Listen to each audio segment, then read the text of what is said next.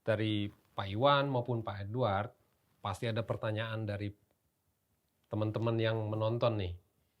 Jadi sebenarnya kompetensi seorang risk manager yang baik itu seperti apa sih? Kredit penting, operational risk penting, cyber risk, tadi juga kita bicara merupakan sesuatu yang perlu diperhatikan. Dan tadi kalau satu risiko ke risiko lainnya, ada liquidity risk, reputation risk.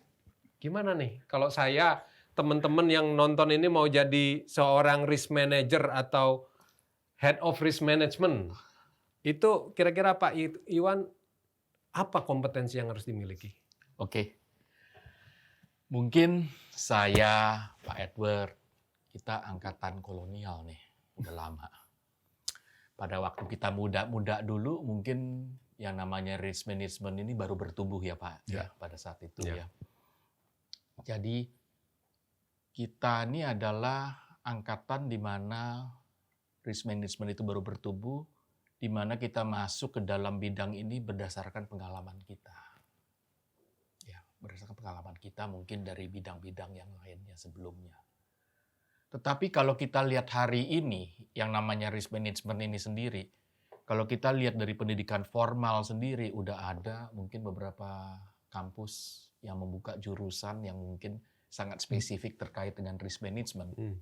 Kalau kita bicara terkait dengan profesional FRM, Financial Risk Management, ya seperti itu ya misalnya, itu juga udah ada pada saat ini. Ya, ini yang dari GAP ya. Ya kalau kita lihat maupun yang lain-lainnya. Jadi kalau kita lihat hari ini sebenarnya bagaimana sih cara seseorang ingin masuk menjadi risk management, mungkin jalannya akan lebih banyak. Tetapi kembali lagi, ketika kita bicara risk management ini pun juga kita bicara jam terbang.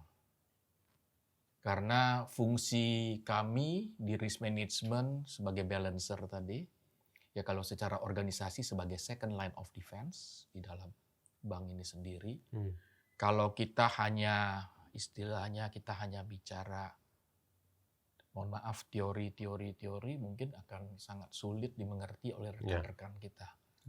Jadi di sini kita menggabungkan antara pembuatan satu fondasi atau foundation daripada risk tersebut. Yang kedua, kita juga harus mampu untuk mengkomunikasikan dan membuat rekan-rekan kita yang mungkin yang di ujung cabang yang terjauh pun juga mereka aware terkait dengan risk tersebut. Jadi ada knowledge, ada experience, ada communication. Ya. Terus tidak kalah pentingnya dari itu semua adalah eksekusi. Dan ketika kita bicara eksekusi, kita bicara disiplin, kedisiplinan. Dan yang paling penting dari semua bukan hanya itu saja, adalah monitoring, sehingga kita bisa quantify atau kita bisa lakukan penilaian atau kita bisa hitung terkait dengan hal itu. Mungkin itu sedikit.